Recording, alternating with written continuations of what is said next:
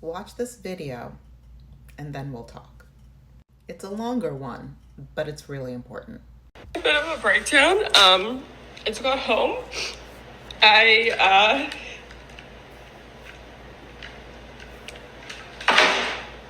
feel like I was like so like angry, and I like went through the anger scene, and I was just like so fucking sad, and I'm like so hurt,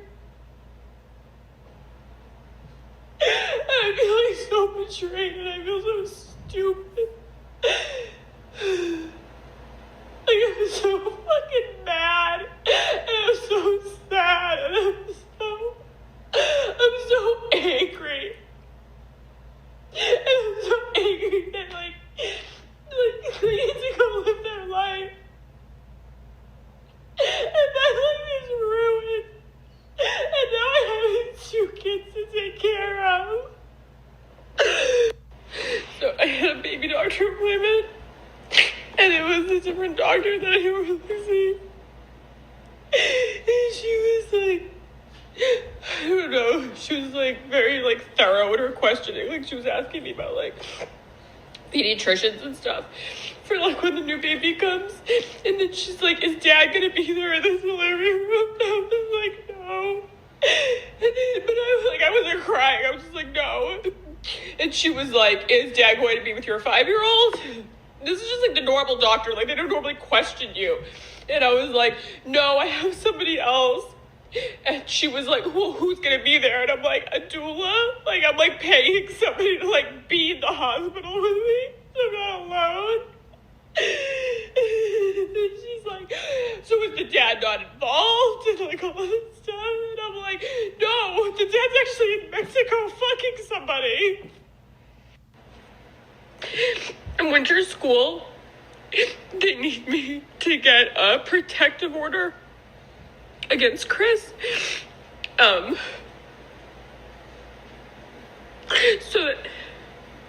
that he can't contact her at school.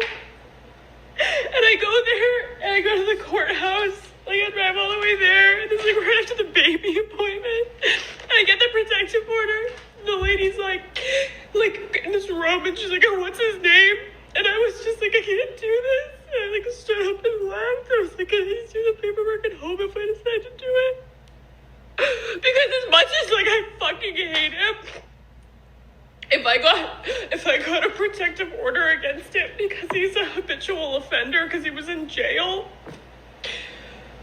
like he'll get arrested and he could go to jail for 15 years. And it's like, I don't want that. Like, even though you ruined my life, like even though everything is like so fucked up, and like you get to go fucking fuck somebody in fucking Mexico and go on any trip you want and like do anything you want. I still don't want you to go to jail.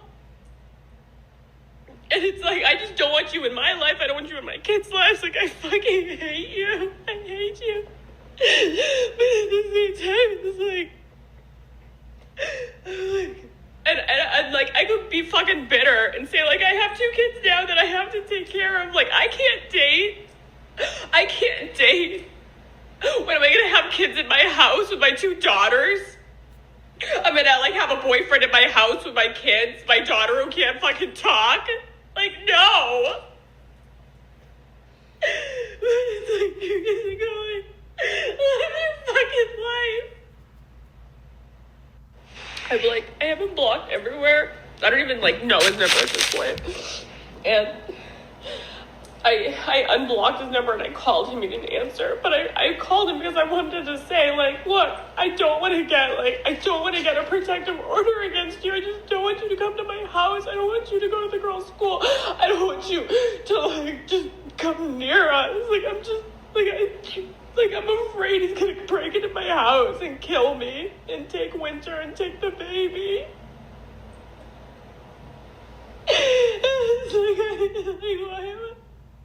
It's like, why did I pick this person to have a baby with? Twice.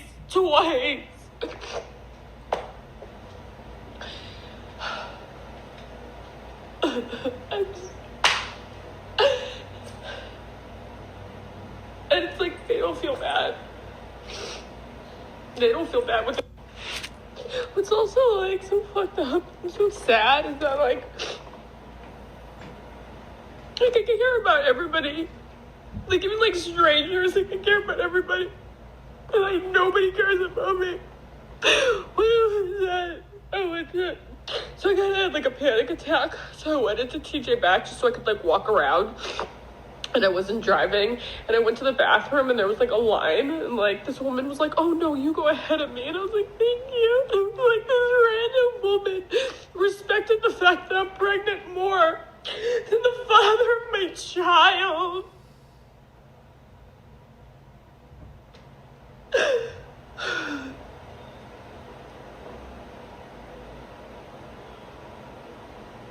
Like, I just don't understand, like, how I could love this person and live with this person, and this person could do this to me. I know that was a lot. We're going to talk about this. But first, for those of you who are new here, hi, my name is Shayna. I'm a journalist. I also talk a lot about decentering men, child-free living, and the intersections of all of those things. So if any of that sounds interesting, please like, share, subscribe, all that great stuff. Also, quick plug, I am working on an article right now for Essence. So if you happen to know or have any favorite Black content creators, Black woman content creators that are open to talking very, very honestly about what racism is like abroad, especially if they live abroad, please tag them below, and I would love to interview them for this article. So I have a handy dandy notebook right here that I always use, so that way I don't get too lost in my own thoughts and I don't forget things. So there's a couple of things in here that I want to talk a little bit more about. One, even in her pain, she is trying to protect him, but in protecting him, she's putting herself and her kids at risk. And I think that this is not blaming her. This is not judging her. This is none of that. I just think that on a much larger scope, this is something that a lot of women do on smaller and grander stages. And at the root of that is a genuine care for human life. It's compassionate, it is caring, it is gentle, it is love, right? Not even necessarily romantic love, but it's like, I respect your humanity, but I just wish that you would respect my humanity and my wanting to continue living, you know? And unfortunately, I can't say that that basic level of human decency is common among men. Like, she was crying in a Target because a woman that she's never met before simply suggested, hey, you can cut ahead of me in line. You're pregnant and you need to use the bathroom. Go ahead. And she said that small act showed more compassion for her than the father of her children. It says a lot. It says a lot. And she's still trying her best to keep him out of jail.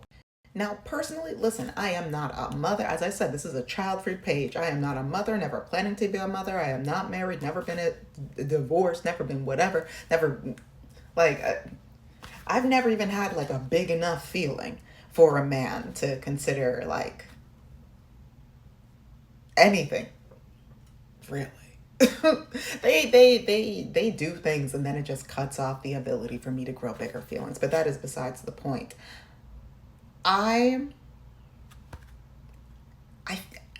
Me watching without having any of that lived experience, I'm like that he should experience the full consequence of his actions.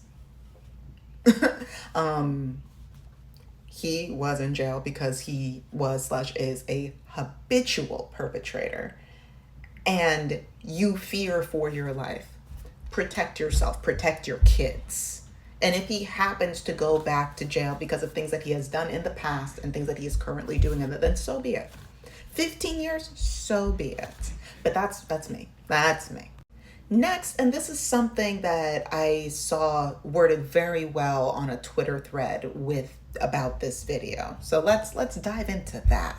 Let's go through all of this. This is the same. I wish this wasn't the screen grab, but it's fine. So we start off here because there's a lot more info. Pregnant woman found out her boyfriend of 7 years got into an accident on a secret vacation with her bestie. She paid for the $6,000 vacation and he took the lover instead. She found out because they got into a motorcycle accident on vacation and the family made a GoFundMe. Point one, right? But that's not actually what I want to talk about. I want to talk about what's up here. Folks are telling her to move on, but y'all not listening to her.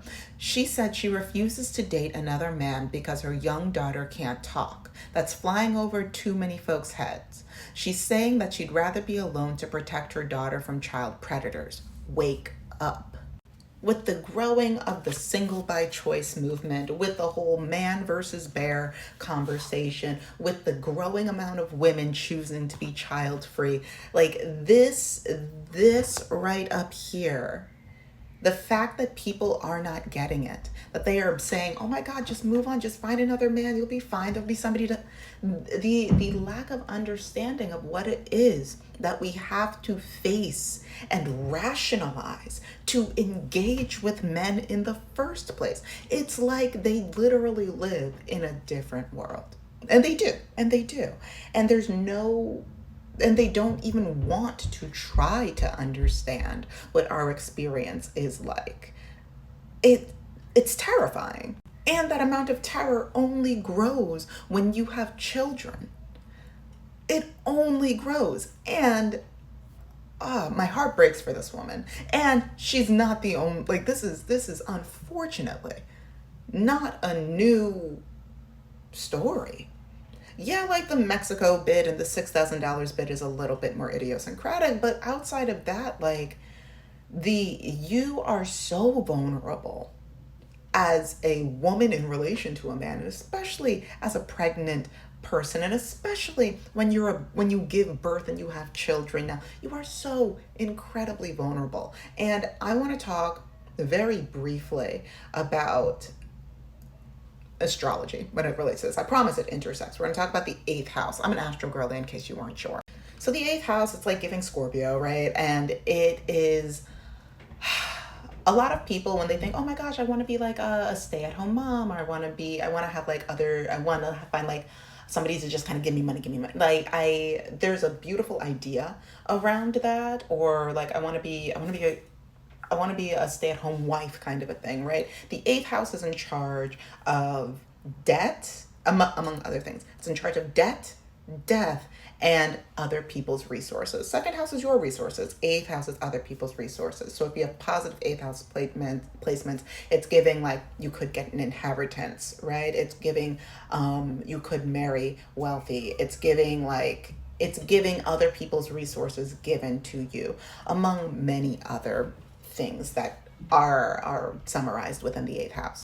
What does that have to do with any of this? I think that because everybody has an 8th house, right? And I think that it is so important to talk about the relationship between other people's resources and death and debt. Because I think that this is something, I did a reading for somebody a long time ago, and they recently became a stay-at-home mom, and they had a complicated relationship with it. And then they showed me their chart, and I was like, oh, you have a very, very like prominent 8th house. Her north node was in the 8th house in Cancer, and her moon was in the 5th house of creativity, but also motherhood. And I was like, oh, this is like so interesting that you are experiencing these things that your chart is like doing. And she was like asking for advice and things. And I was like, listen, I don't know, like maybe find a therapist to talk to about the advice. I'm just like telling you what I'm looking at. But there is so much in order to like gain within relationship with men. There is so much debt. There's like a weight constantly hanging over the heads of women and non-men that engage with men, that it's like, okay, I could not necessarily like money, like there's much to gain potentially, but that resource versus the debt and the death that goes hand in hand, because it's giving Everything has a price. And unfortunately for marginalized people, women included, mothers definitely, the price isn't worth it.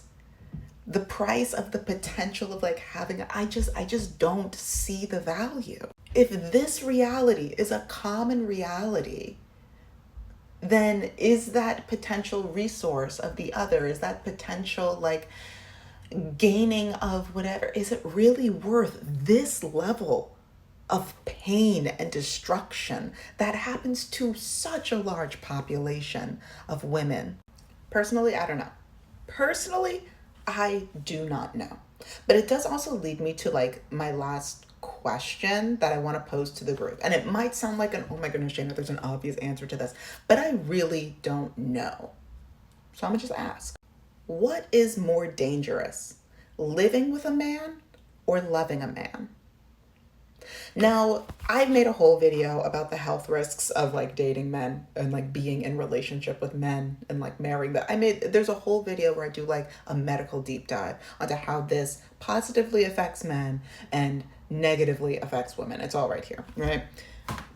But when it comes to yes, there is an immediate danger in living with men, and I can't remember where the video is, but there are studies that I found. There are studies that I talked about in previous videos where basically says that a man living in your house, doesn't matter if he's a stepdad or the father, doesn't matter if it's an uncle, if it's a grandpa, men living in your house with children, men living in your house is dangerous. Men living with you is dangerous. It don't matter what kind of man, what the relationship, just a man. Just any man, especially if there's kids, right? So there's an immediate danger in that. But then there's another kind of danger that you're putting yourself in, this debt, when it comes to loving a man. She's not living with this man anymore. And not to say that she loves him, but she did clearly love him. And she does have a lot of feelings towards him. A lot of them are negative right now, but there is also this deep sense of care and protectiveness that she has for him, because she is putting her life in danger by not filing this police report. Not just her life, but her kids' life, their property.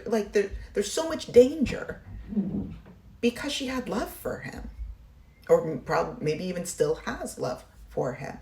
And I think that having loved a man creates so much space for people to try and rationalize away immediate dangers, even if they don't live with them. And I just had this question of, I wonder which one is more dangerous. I wonder. Love to know your thoughts below. Yeah. And if you have any words of encouragement for people that are in similar situations to the woman like this, please type them away in the comment section. Also, every now and then I have stories of my followers or people within the community that share looking for help. So and I know this is not an uncommon story. So if you have any words of encouragement for people like that, the comment section, please. Okay, that is all for now. I'll talk to you later. Bye.